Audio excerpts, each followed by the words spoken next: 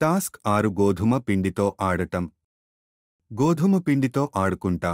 మైదాతో కూడా ఆడవచ్చు. పిల్లలకు కావలసినంత సేపు ఆడుకోవడానికి గోధుమ పిండిని ఇవ్వండి. దానితో వారు కోరుకున్నది చేయనివ్వండి. ఆకారాలు చేయండి. వస్తువులను తయారు చేయండి.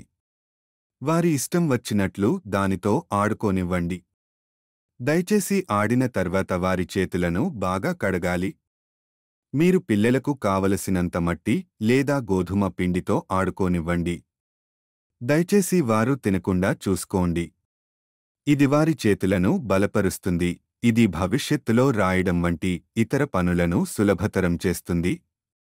మీరు ఈ వీడియోను మీ పిల్లలకు చూపించాల్సిన అవసరం లేదు.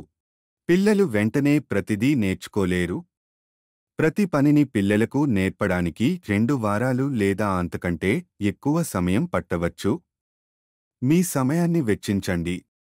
మేము ప్రతిదీ చాలా సరళంగా వివరించాము.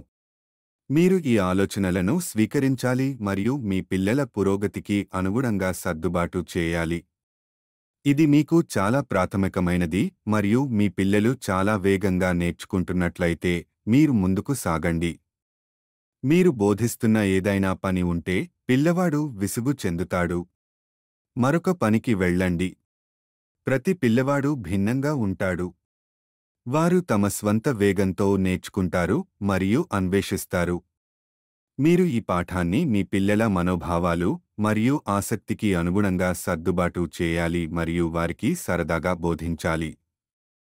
వారు నేర్చుకోవడం ఆనందించాలి. 2 నుంచి 5 వరకు సంవత్సరాల వయస్సు ఉన్న పిల్లలు రోజుకు 1 గంట కంటే ఎక్కువ మొబైల్ ఫోన్ ఉపయోగించకూడదు. ధన్యవాదాలు.